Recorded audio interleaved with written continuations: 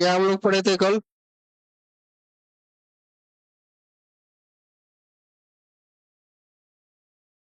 Phosphorus के electronic विन्यास में डी ऑर्बिट होता है, इसलिए आप PCl3। अच्छा, एक बात बताओ ईमानदारी पूर्वक, ये तुम लिखे हो अपने मन से लिखो, कहीं से आंसर देखे हो?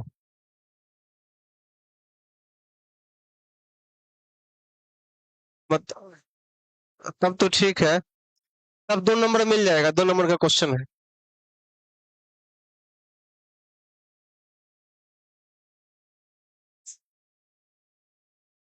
ठीक है, देखिए पिछले क्लास में एक सवाल दिए थे कि नाइट्रोजन NCl3 बनाता है, जबकि फास्फोरस PCl3 और PCl5 दोनों बनाता है।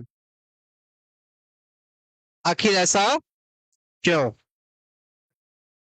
नाइट्रोजन सिर्फ NCl3 ही क्यों बनाता है और फास्फोरस PCl3 और PCl5 दोनों बनाता है क्यों? जबकि दोनों एक ही ग्रुप का है तो एक ही तरह का कंपाउंड बनना चाहिए। तो देखो, इसका पहले हम लोग समझते हैं, फिर इसको लिखना, और तब जो हम यहाँ पे लिखेंगे तब उसको लिखना। देखना ध्यान से। नाइट्रोजन है, नाइट्रोजन के पास 7 इलेक्ट्रॉन होता है, और जब 7 इलेक्ट्रॉन को तुम इलेक्ट्रॉनिक कन्फिगरेशन लिखोगे तो कैसे लिखोगे? 1s2, 2s2 और 2p3। चेक करो, 2s, यार 2s, और इस s में कई गो इलेक्ट्रॉन है? 2। चेक करो p, और p में कितने कक्षक होते हैं? एक। 3 इलेक्ट्रॉन है, एक एक करके रख दो, 1 2 और 1 3। अब चेक करो, बगल में रखो नाइट्रोजन को। नाइट्रोजन के बाहरी कक्षा में 5 इलेक्ट्रॉन होता है। चेक करो, 5 में से 3 गो इलेक्ट्रॉन p में है कि नहीं है, और 2 गो इलेक्ट्रॉन जो प्रेजेंट है वो किस में है? 2s में। 2 गो इलेक्ट्रॉन किस में है? 2s में। बाकी यह तीनों इलेक्ट्रॉन किस में प्रेजेंट है? p में। बाकी अगर यहाँ पे क्लोरीन आता है तो बताओ क्या 3 गो पीसी NCl3 बन जाएगा कि नहीं बन जाएगा? बताओ, इसमें कोई शक? और नाइट्रोजन का भी, क्लोरीन का भी जो एक इलेक्ट्रॉन बॉन्ड बनाता है वह भी किसका होता है? p का। तो बताओ pp ओवरलैपिंग की संख्या इसमें क्या हो जाएगी?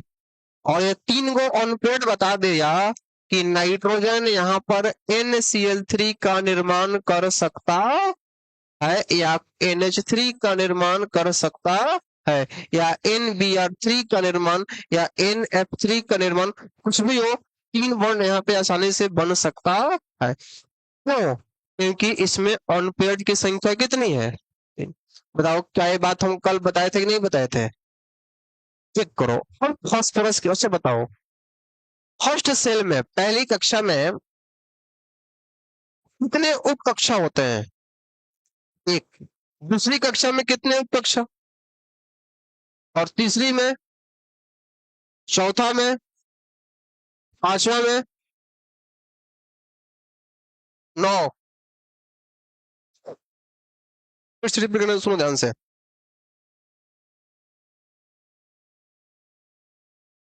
पहली कक्षा में उप कक्षा कितना, और कौन सा उप कक्षा? यस, पहली कक्षा में एक ही उप कक्षा होता है, और उसका नाम क्या है? अभी तो 1s कहते हैं, क्या 1p कहेंगे? याद करो, n का मान और l का मान दोनों सेम हो गए ना, जबकि दोनों सेम नहीं होता है। चेक, तो ये हो गया आपका 1s। 10वीं कक्षा में कई गो उप कक्षा? 2 गो। अपने मन से कुछ भी मत बोल दो, 2 गो। एक 2s और एक आपका कौन सा? 2p। अरे उप कक्षा SPDF होता है ना। उप कक्षा क्या होता है? SPDF। उप कक्षा क्या होता है? तो बताओ, जब तुम दूसरी कक्षा में चलोगे तो 2 ही गुना आएगा, एगो s आएगा, एगो क्या आएगा? p। तो लिखा कर, याद करो, n का वैल्यू 2 है, l का वैल्यू 0 से 1 होता था कि नहीं होता था? तो 0 होगा तो s और 1 होगा तो p। तो एक हो गया 2s और एक हो गया 2p। अगर n का वैल्यू 3 हो, तीसरी कक्षा हो, तो बताओ उप कक्षा कितना? 3। कौन कौन सा? 3s, 3p, 3d। अगर चौथी कक्षा है तो कितने उप कक्षा? कौन कौन सा? 4s, 4p, 4d, 4f। समझ रहे हो? बताओ, हम नाइट्रोजन का जब इलेक्ट्रॉनिक कॉन्फ़िगरेशन लिखते हैं तो पहली कक्षा में 2 इलेक्ट्रॉन और दूसरी कक्षा में कितना लिखते हैं? बताओ, इसमें 2 ही कक्षा है ना, इसमें कक्षा कितना है? और देख लो, यह दूसरी कक्षा है और यह क्या है आपका? पहली कक्षा। तीसरी कक्षा इसमें प्रेजेंट है नहीं है। और दूसरी कक्षा में 2 ही उप कक्षा होता है, एक एस और एक कौन सा? पी। कोई दिक्कत? नाइट्रोजन यहाँ पे आसानी से क्या बना दिया? NCl3। चेक करो फास्फोरस में, फास्फोरस का कितना होता है? लिखो 1s2, 2s2, 2p6, 3s2 और 3p3। ठीक। 3s में कई गो इलेक्ट्रॉन है? 2 गो। और 3p में कई गो इलेक्ट्रॉन है? 3 गो। 1, 2 और 1, 3। यह सल्फर का, फास्फोरस का कौन सा स्टेट कहलाएगा?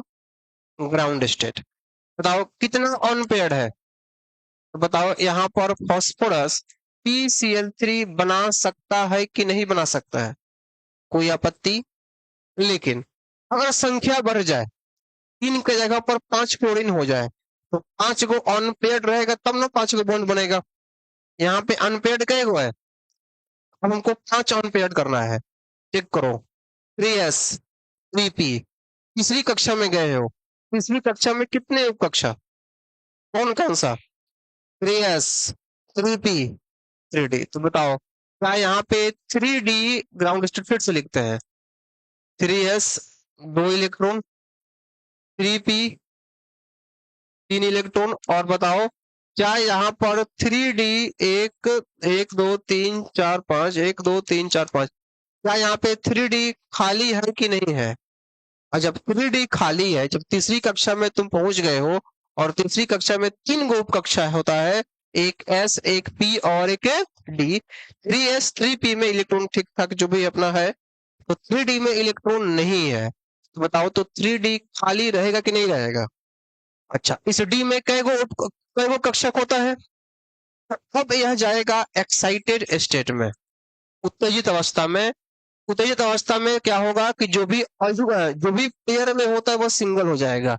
पेयर वाला अपना एक इलेक्ट्रॉन को कहाँ भेज देगा? डी में। बताओ, 3s में कई गो इलेक्ट्रॉन बचा? एक। अब 3p में कई गो इलेक्ट्रॉन है? 3 पहले से। बताओ, जो डी खाली है, हम एक्साइटेड स्टेट में जाकर इस डी में कई गो इलेक्ट्रॉन हो गया? एगो। बताओ कि टोटल 3 3 3 तीनों बाहरी में टोटल ऑर्बिट में इलेक्ट्रॉन कई हो गया? तो यहां से आसानी से फास्फोरस PCl5 बना सकता है कि नहीं बना सकता है? इसीलिए फास्फोरस PCl5 और PCl3 दोनों बनाता है, जबकि नाइट्रोजन सिर्फ और सिर्फ क्या बनाता है? NCl3। क्योंकि इसकी उत्तेजित अवस्था में नहीं जा सकता। क्यों नहीं जा सकता? क्योंकि इसमें 2 ही कक्षा होता है और 2 ही कक्षा होगा, और 2 कक्षा में अधिकतम 2 ही उपकक्षा, एक एस और एक पी। तो इसको उत्तेजित होने के लिए कोई दूसरा खाली कक्षक नहीं है। जबकि फास्फोरस के पास उत्तेजित होने के लिए खाली कक्षक है, अपना एक इलेक्ट्रॉन को यहाँ भेज देगा। यही हो जाए कि फास्फोरस PCl3 और PCl5 दोनों बनाता है, जबकि आपका नाइट्रोजन सिर्फ और सिर्फ क्या बनाता है? एनसिल। आप चाहो तो इसको स्ट्रक्चर से देख लो। चेक करो फास्फोरस, फास्फोरस का तीनों इलेक्ट्रॉन किसमें है? पी में। 1 2 और 1 3। बताओ, एक जो लोन पेयर है वो किसका है? किसका है? कौन सा एस? 3s। तो बताओ, क्या यह 3 गो क्लोरीन के साथ बॉन्ड बना के नहीं बना? बन गया आपका PCl3। चेक करो एक्साइटेड स्टेट में फास्फोरस के बाहरी कक्षा में कई गो इलेक्ट्रॉन? फास्फोरस के बाहरी कक्षा में कितना इलेक्ट्रॉन? 5। 5 में से देखो, 3 गो बॉन्ड बनाया है, 2 गो लोन पेयर है, तो फिर 3 अनपेयर्ड। एक को यहाँ पे पांचों का पांचों सिंगल फॉर्म में है, 1 2 3 4 5। एगो इलेक्ट्रॉन किस में है? एगो इलेक्ट्रॉन किस में? एगो इलेक्ट्रॉन किस में? एगो इलेक्ट्रॉन किस में? और एगो इलेक्ट्रॉन किस में? तो बताओ, Cl Cl Cl Cl Cl। बताओ PCl5 बनेगा कि नहीं बनेगा? और चेक कर लो, क्लोरीन हमेशा किस में रहेगा?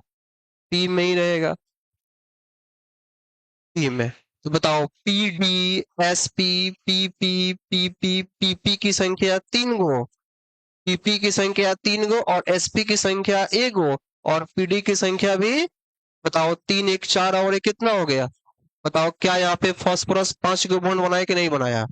जबकि यहाँ पे फास्फोरस कई गो बनाया है? 3 गो। तो आप ही बताओ, क्या फास्फोरस PCl3 और PCl5 दोनों बना सकता है या नहीं? इसमें कोई शक? और नाइट्रोजन क्या NCl5 बना पाएगा? नहीं। तो इसका आंसर लिख सकते हो, क्या लिखोगे? नाइट्रोजन के पास किसी प्रकार का रिक्त कक्षक उपस्थित है नहीं है, इसलिए वह 3 ही बॉन्ड बनाता है। जबकि फास्फोरस के पास एक्साइटेड स्टेट, फास्फोरस के पास रिक्त कक्षक है, इसलिए वह उत्तेजित अवस्था में जाकर PCl5 का भी निर्माण कर देता है। लिख लो इस आंसर को, लिख लीजिएगा। नाइट्रोजन नाइट्रोजन के पास नाइट्रोजन के पास नाइट्रोजन के पास दो कक्षक होता है, दो कक्षा होता है। नाइट्रोजन के पास दो कक्षा होता है।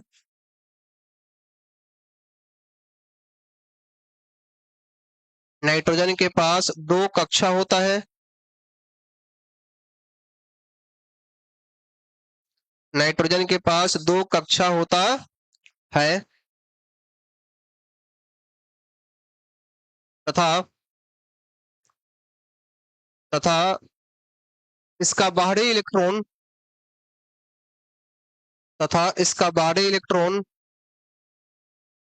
उत्तेजित अवस्था में नहीं जाता। इलेक्ट्रॉन उत्तेजित अवस्था में नहीं जाता।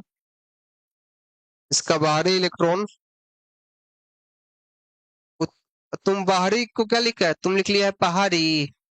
उसका बाहरी इलेक्ट्रॉन उत्तेजित अवस्था में नहीं जाता। उसका बाहरी इलेक्ट्रॉन उत्तेजित अवस्था में नहीं जाता। इसलिए नाइट्रोजन सिर्फ NCl3 बनाता है। इसलिए नाइट्रोजन सिर्फ NCl3 बनाता है। बगल वाला का कॉपी देखो। इसलिए नाइट्रोजन सिर्फ NCl3 बनाता है। फिर से बोल रहे हैं, क्या लिख बोले हैं जी? अब हम क्या बोले, खुद पता नहीं है। इसलिए नाइट्रोजन सिर्फ NCl3 बनाता है। और अगर आप चेंज लिखो, फास्फोरस के पास 3 कक्षा होता है। फास्फोरस के पास 3 कक्षा होता है। अगर आप चेंज करके लिखो, फास्फोरस के पास 3 कक्षा होता है। फास्फोरस के पास 3 कक्षा होता है। इसलिए इसलिए उसका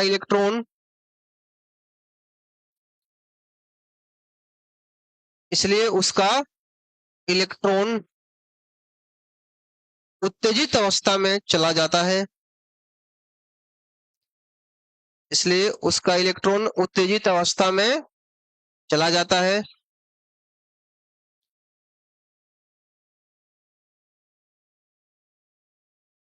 उत्तेजित अवस्था में चला जाता है,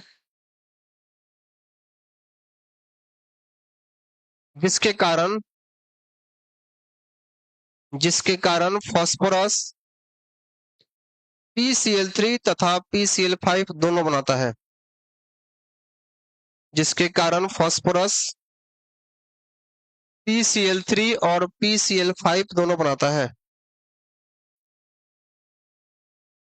जिसके कारण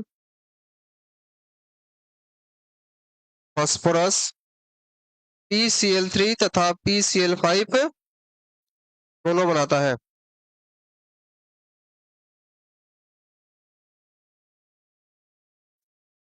फास्फोरस PCl3 तथा PCl5 दोनों बनाता है।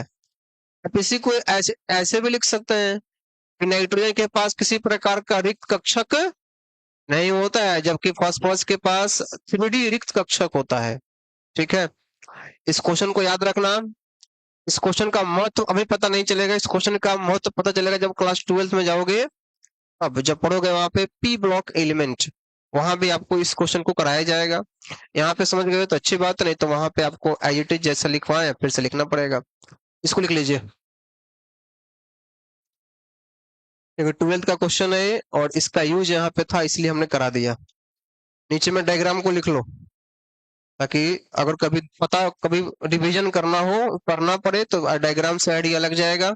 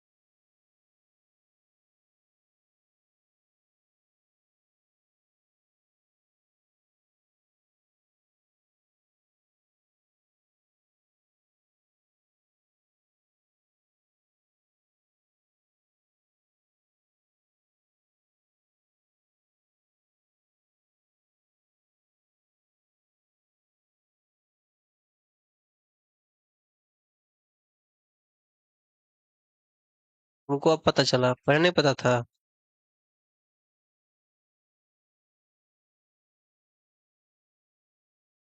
हो गया जी।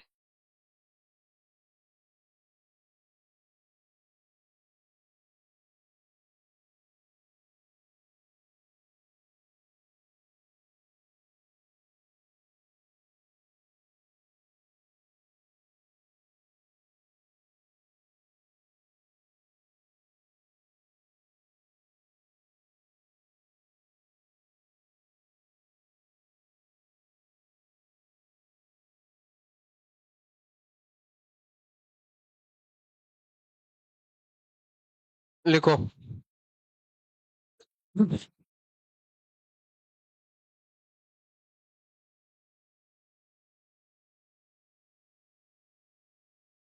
जो ऑनलाइन देख रहा होगा उसको।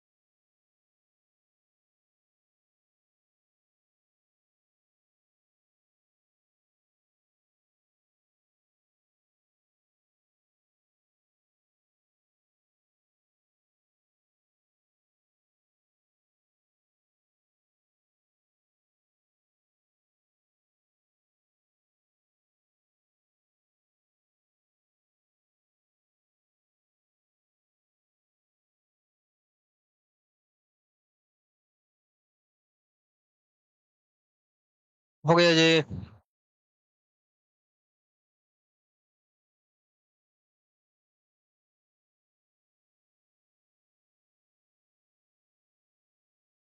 इसको नहीं लिखो तो कोई दिक्कत नहीं है, इतना ही लिखो कि यहाँ पे 5 बॉन्ड पेयर्ड है तो 5 बॉन्ड बन गया, दिखा लो स्ट्रक्चर। 1 Cl, 2 Cl, 3 Cl,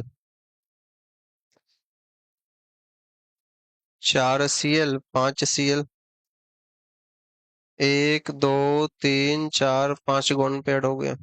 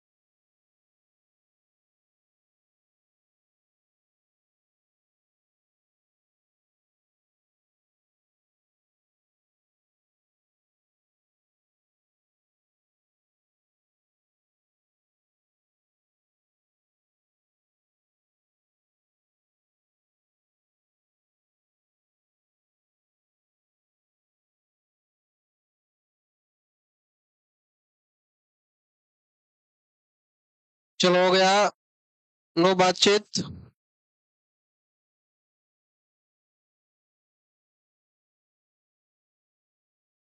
चलो यहाँ जान दो, लिख लिया इसको। तो अगर आपसे सवाल पूछा जाए इस तरह का कि नाइट्रोजन NCl3 बनाता है और फास्फोरस PCl3 और PCl5 दोनों बनाता है, बता सकते हो? कोई दिक्कत की बात है?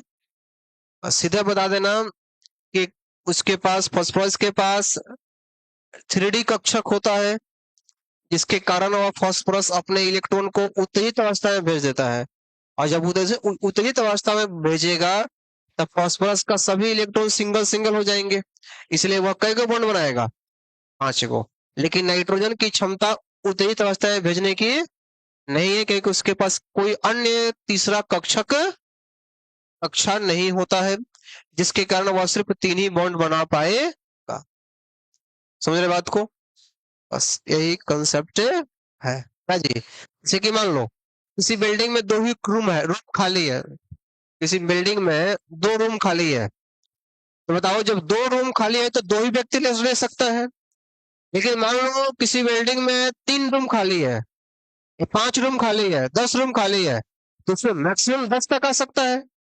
वैसे ही इसके पास 5 अनपेड हो सकता है फास्फोरस के पास, और 5 अनपेड के साथ साथ 5 सिंगल सिंगल हो सकता है, इसलिए फास्फोरस 5 के बॉन्ड बना लेगा।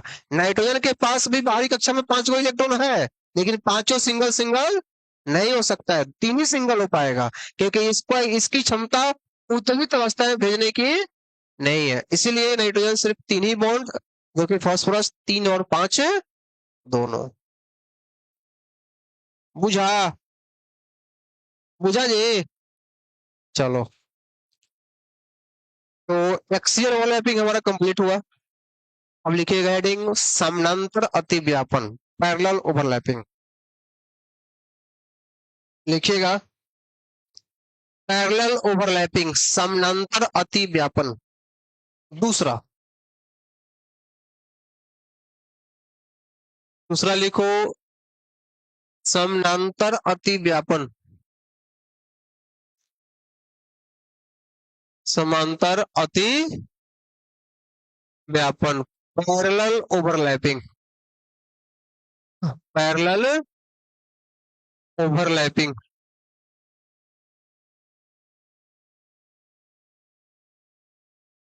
समानांतर अतिव्यापन,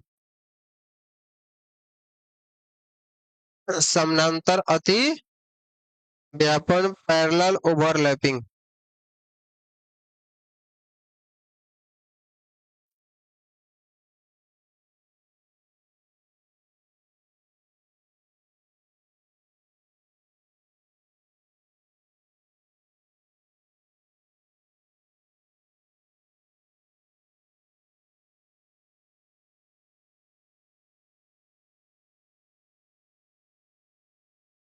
क्या लिखे हो? समानांतर अति व्यापन। अब सुनो ध्यान से, समानांतर अति व्यापन 3 तरह का ये भी होता है। एक होता है पीपी, एक होता है पीडी, और एक होता है डीडी। 3 तरह का कौन कौन सा होगा? PP, PD, DD. सबसे पहले हम पढ़ेंगे पीपी ओवरलैपिंग। सबसे पहले हम कौन सा पढ़ेंगे? PP overlapping. अब बताओ, समानांतर अति व्यापन है, कैसा अति व्यापन है? तो समानांतर अति व्यापन है, तो समानांतर अति व्यापन से कौन सा बॉन्ड बनता है? Pi bond. और अक्षीय अति व्यापन से क्या बनेगा? Sigma bond. तो सुनो, अगर समानांतर है तो आप समानांतर का मतलब क्या होता है? आमने सामने। समानांतर का मतलब क्या हो गया बिंदु जी? क्या देखो तो, यह मार्कर और यह कलम समानांतर है कि नहीं है? लेकिन अगर ऐसे करेंगे तो समानांतर है नहीं है, समझ रहे हो ना? तो समानांतर का मतलब क्या होता है? आमने सामने। तो पकड़ो, इसका मतलब हम 2 पी लेंगे। एक पी ऐसे, हाँ, एक पी ऐसे, और एक पी, क्या यह पी है कि नहीं है?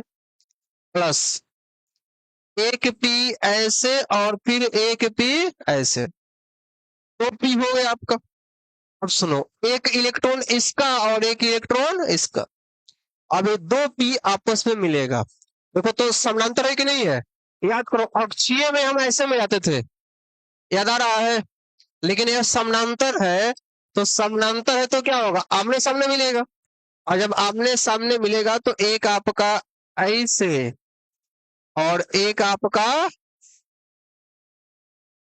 एक आपका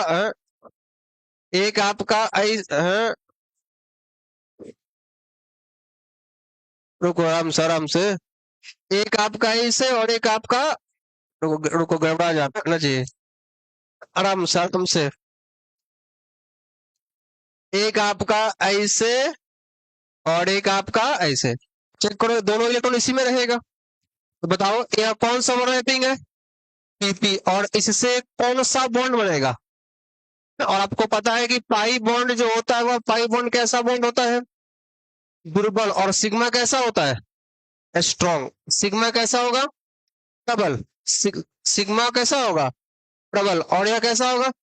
मतलब पाई बॉन्ड कमजोर और सिग्मा बॉन्ड मजबूत। नहीं हो गया? उसी को दुर्बल और उसी को क्या कहोगे? प्रबल। चलो, ये रहा पीपी। एग्जाम्पल किसमें आएगा? O2N2 dot dot dot dot ET से। आओ एग्जाम्पल देखते हैं, तब लिखना एक ही साथ। O2 क्या लिखा हुआ है? अब सुनो, हम बार बार कह रहे हैं कि जब भी आपको बॉन्ड बनाना हो, पहले स्ट्रक्चर ड्रॉ करो। पता करना हो कैसा ओवरलैपिंग है, कैसा बॉन्ड है, पहले सबसे फर्स्ट काम संरचना बनाओ, स्ट्रक्चर ड्रॉ करो। कितना ऑक्सीजन है? 2। 2 ऑक्सीजन को लिखो। बताओ, ऑक्सीजन अगर 2 है तो ऑक्सीजन के बाहरी कक्षा में कितना इलेक्ट्रॉन? 6।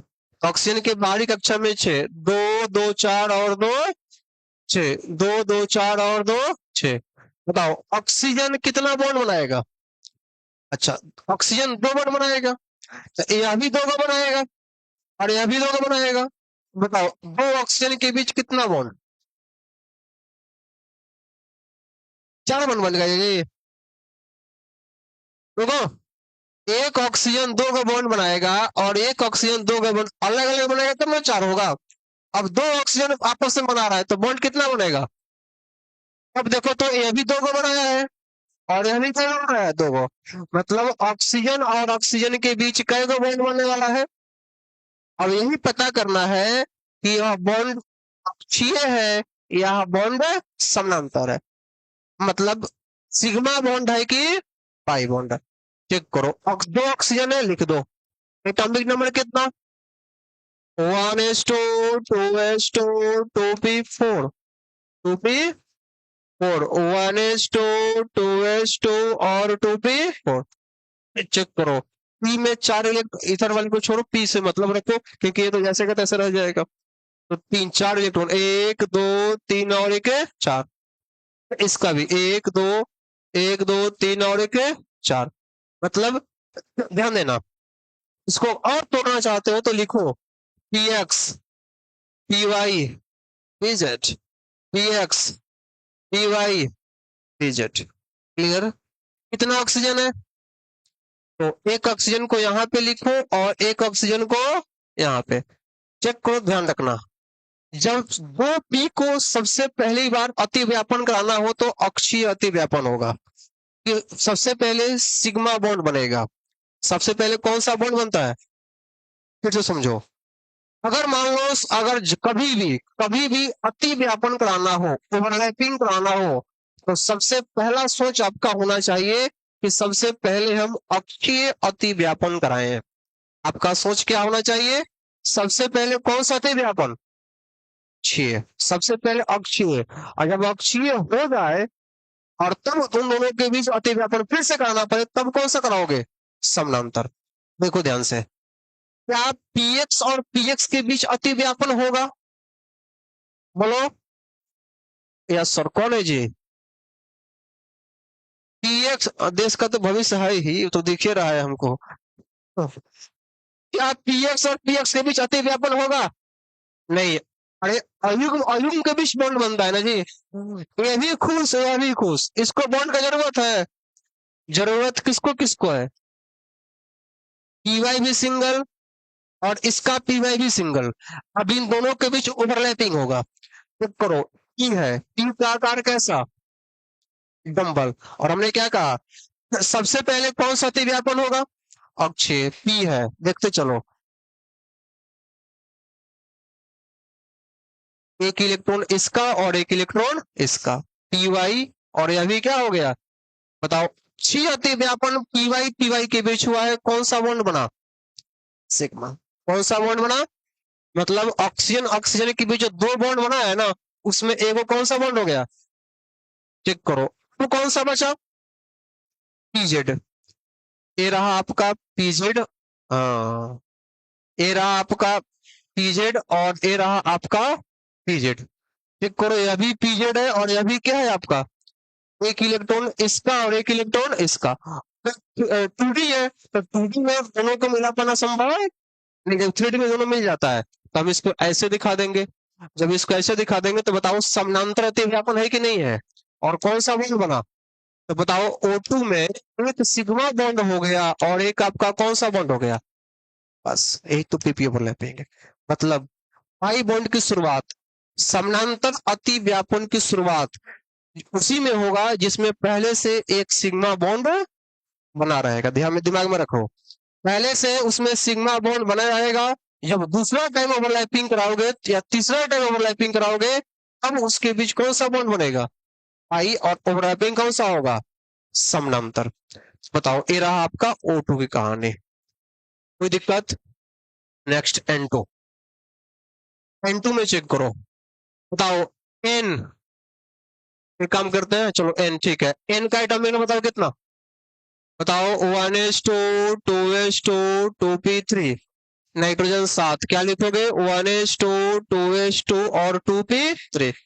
चेक करो, p में कई इलेक्ट्रॉन? 3, 1 2 और 1 3। p में कई इलेक्ट्रॉन? 3, 1 2 और 1 3। चेक करो, नाइट्रोजन के पास देखो यहाँ दो नाइट्रोजन है, एक नाइट्रोजन यह और एक नाइट्रोजन यह। चेक करो, बॉन्ड 3 ही बनेगा। कितना बॉन्ड बनेगा? कोई पूछे 3 बॉन्ड क्यों बनेगा तो क्या कहोगे? देखो, एक चीज को आप कई तरह से बता सकते हो। सीधे कौन नाइट्रोजन के आउटर मोस्ट में 5 इलेक्ट्रॉन तो 3 एक्सेप्ट करेगा, ऑक्टेट 8। या ये कौन नाइट्रोजन के आउटर मोस्ट में 3 अनपेयर्ड है इसलिए 3 बॉन्ड बनेगा। या ये कौन नाइट्रोजन का संयोजकता 3 होता है इसलिए 3 बॉन्ड बनेगा। समझ रहे हो ना? बताओ, यह पीएक्स और यह पीवाई और यह क्या हो गया? Px py pz. बताओ, पीएक्स पीएक्स के बीच बॉन्ड बनेगा। चलो, तो पहले कौन सा बॉन्ड बनाओगे? अक्षीय। अक्षीय बॉन्ड बनेगा तो कौन सा बॉन्ड हो गया? मतलब नाइट्रोजन नाइट्रोजन के बीच सबसे पहले बॉन्ड बना कौन सा? सिग्मा। चलो सेकंड, पी वाई,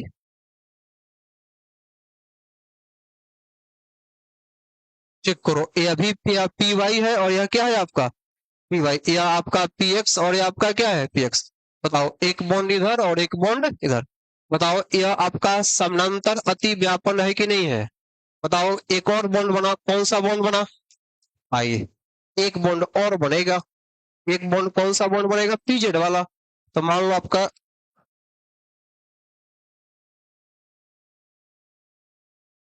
ये आपका पीजेड और यह आपका क्या हो गया पीजेड पीजेड पीजेड, एक इलेक्ट्रॉन इसका और एक इलेक्ट्रॉन इसका।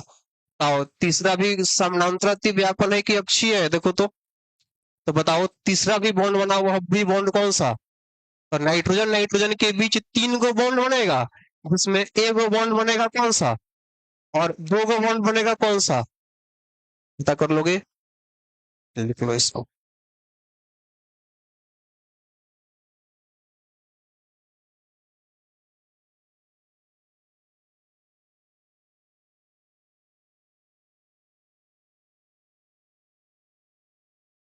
नीचे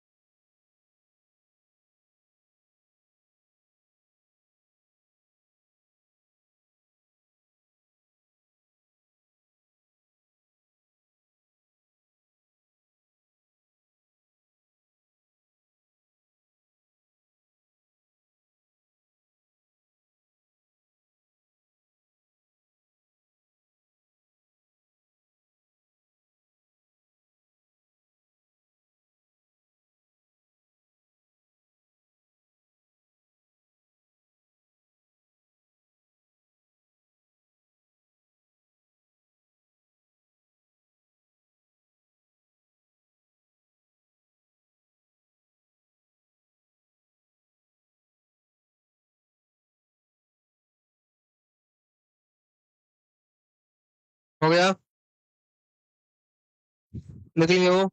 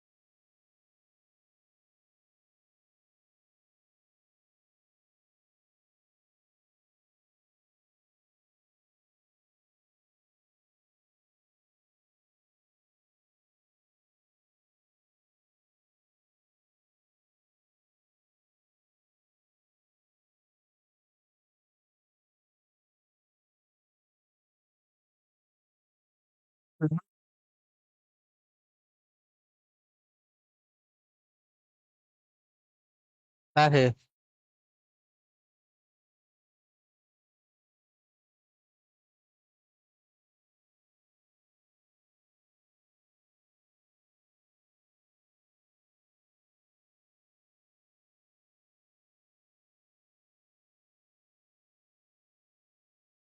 तो क्या आपने इस चित्र को विचित्र तरीका से लिख लिया है? आगे बढ़ा जाए।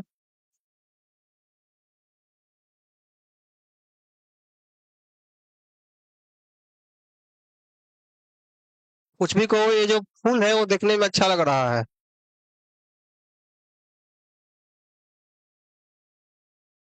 हो गया जी।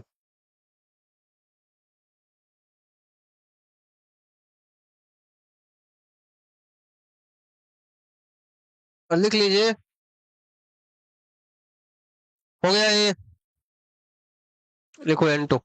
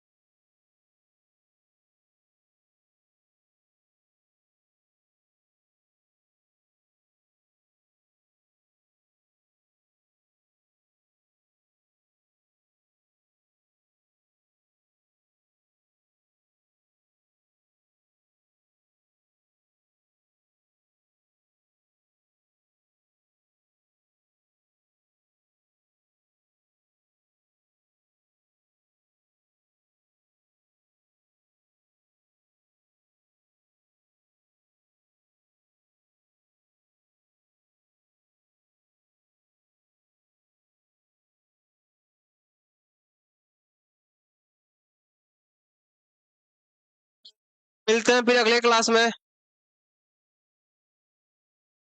अगले क्लास में हम लोग पीडी पीडी फर्क कर उसका एग्जाम्पल करेंगे।